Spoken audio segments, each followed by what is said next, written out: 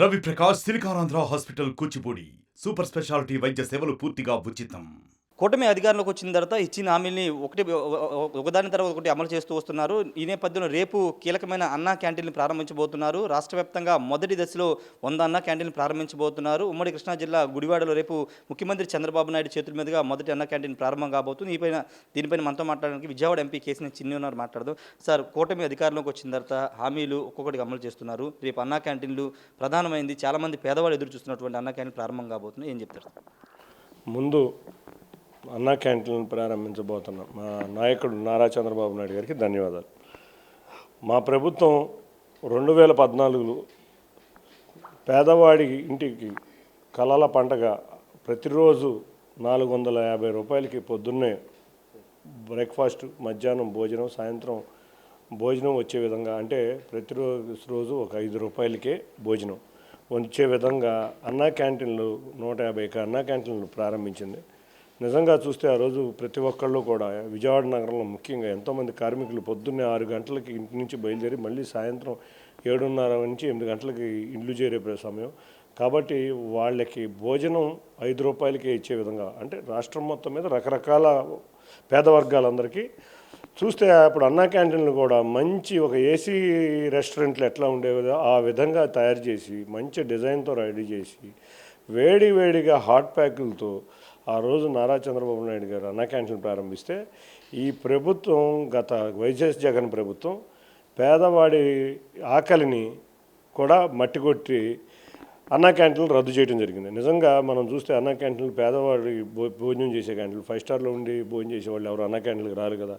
కాబట్టి అటువంటి అన్నా క్యాంటీన్ని రద్దు చేసిన రాక్షస ప్రభుత్వం ప్రజలు పారద్రోలితే మేము అధికారంలోకి వచ్చాం. అధికారంలోకి వచ్చే ముందు కూడా రామారావు గారి 100వ జయంతి ఉత్సవాల సందర్భంగా మా నాయకుడు నారా చంద్రబాబు నాయుడు గారు ఒక పిలిపిచ్చారు, మనం ఘనంగా జరుపుకుందాం, అందరూ కూడా ఎక్కడ పడితే అక్కడ మీరు అన్నా క్యాంటీన్లు ప్రారంభించండి, పేదవాడు చాలా ఇబ్బందుల్లో ఉన్నారు, మన ప్రతిపక్షంలో ఉన్నా తప్పదు అని చెప్పి వారు అడిగితే మా నాయకులు, కార్యకర్తలు సుమారు 340 అన్నా క్యాంటీన్లు రాష్ట్రం మొత్తం మీద ప్రారంభించడం, ప్రతినిత్యం పేదవాడికి భోజనం అందజేయడం. అందులో భాగంగా నేను కూడా ఒక 7 అన్నా క్యాంటీన్లు ప్రతినిత్యం ఉంచడం, అందులో అది కూడా మొబైల్ అన్నా క్యాంటీన్లు అని నేను ప్రవేశపెట్టడం, అదే తరహాలో రాష్ట్రంలో ఉన్న ప్రతి ఒక్కళ్ళు కూడా అన్నా క్యాంటీన్ని అనుసరించి మొబైల్ అన్నా క్యాంటీన్లు గమనించి మా నాయకులు అందరం కూడా నందమూరి తారక రామారావు గారికి ఘన నివాళులు ఇప్పించాం. మా నాయకుడు పిలుపు మీద విపరీతమైన స్పందనతో జరిగింది.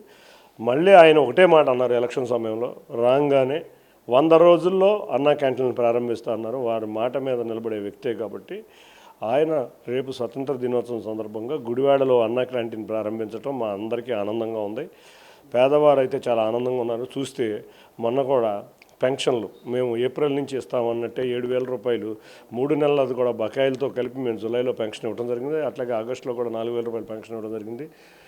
ప్రభుత్వ ఉద్యోగులు ఎవరైనా ఉన్నా కూడా వాళ్ళందరూ కూడా 1వ తారీఖు జీతం తీసుకుంటాం అనేది ఎన్నో సంవత్సరాల నుంచి జరగట్లేదు. అది మేము రాగానే మళ్ళీ 1వ తారీఖు నుంచి జీతం తీసుకున్నారు.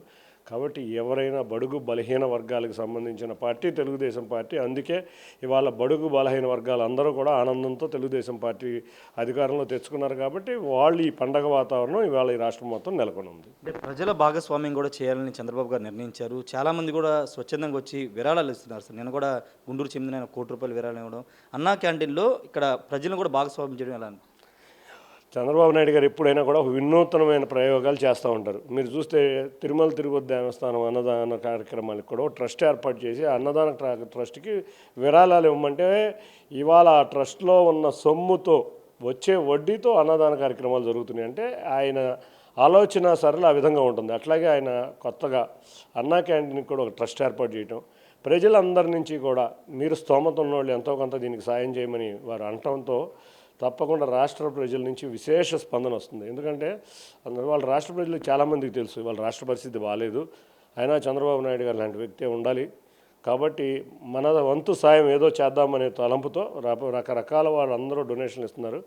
తప్పకుండా రాబోయే కాలంలో తిరుమల తిరుపతి దేవస్థానం అన్నప్రసాదం ట్రస్ట్ ఏ విధంగా పనిచేస్తుందో అదేవిధంగా భారీ విరాళాలతో ఈ అన్నా క్యాంటీన్ అనేది ఈ రాష్ట్ర ప్రజల యొక్క ఆకలిని తీర్చే విధంగా ఎవరి మీద ఆధారపడకుండా, ప్రభుత్వం మీద కూడా ఆధారపడకుండా జరగాలని మేము అందరం కోరుకుంటున్నాం. నిన్న జోగి రమేష్ తనయుడు అరెస్టు వద్ద రాజకీయంగా ఆయన కూడా విమర్శలు చేశారు. నా మీద కక్ష ఉంటే తీర్చుకోండి, నా కుమారుని ఎందుకు ఇబ్బంది పెడుతున్నారంటే ఆయన కామెంట్ చేశారు. మా ప్రభుత్వానికి ఎవరి మీద కక్ష ఉండదు, అంతేగాని చట్టం ముందు దోషులని మాత్రం వదిలిపెట్టము. ప్రభుత్వం సీజ్ చేసిన అగ్రిగోల్డ్ భూములు, దానికి డాక్యుమెంట్ ఉంది. 88వ సర్వే నెంబర్లో పొలం కొనడం, 87వ సర్వే నెంబర్ని ఆక్రమించుకుని ఉన్న స్థలం కన్నా ఎక్కువ స్థలంలో గోడ కట్టుకుని అది కూడా 88 రిజిస్ట్రేషన్ చేసుకుంటాం. ఇవన్నీ కూడా రికార్డెడ్ ఎవిడెన్స్ వచ్చినాకే మేము ఇవాళ యాక్షన్ తీసుకుంటాం జరిగింది. నిజంగా వాళ్ళు తప్పు చేయకపోతే వాళ్ళే అనేవాళ్ళు ఇదివరకు, తప్పు చేయకపోతే కోర్టులో నిరూపించుకోండి అని. తప్పు చేయకపోతే కోర్టులో నిరూపించుకో, తప్పు చేసావు, దొరికిపోయావు, చట్టం నీకు చుట్టం కాదు. నిన్న సాయంత్రం నిన్ను చంద్రబాబు నాయుడు గారి ఆ ఆఫీసు ముట్టడికి కేసుకి సిఐడి వాళ్ళు పిలిస్తే నేను హైదరాబాద్లో ఉన్నాను రాలేనని అన్నావు. మరి నిన్న సాయంత్రం నిన్న మధ్యాహ్నం అంతా విజయవాడలోనే తిరుగుతున్నావు. దీన్ని ఏమనుకోవాలి? కాబట్టి చట్టానికి ఎవరో చుట్టాలు కాదు, ఎవరో అతిథులు కాదు. తెలుగుదేశం పార్టీ వాళ్ళు తప్పు చేసిన మా నాయకులు ఊరుకోరు. కాబట్టి మేమంతా క్రమశిక్షణ కాబట్టి మేము తప్పు చెయ్యం. తప్పు చేశారు కాబట్టి వాళ్ళ ఫలితం అనుభవిస్తున్నారు. చంద్రబాబు ఇంటి మీదకి నేను నిరసన తెలియజేయడానికి మాత్రం వెళ్ళాను, దాడి చేయడానికి వెళ్ళలేదని నిన్న ఆయన మా టీవీతో కూడా మాట్లాడుతున్నారు. ఎందుకు ఆయన ఇప్పుడు వాళ్ళు మాట్లాడుకుని లాభం ఏముంది? ఆ రోజు నేను దాడి చేశాను అన్నాడు, ఇవాళేమో నేను చేయలేదు అంటున్నారు. ఇప్పుడు దానికి దీనికి సంబంధం ఏముంది? ఆ కేసు గురించి కాదు కదా ఇది.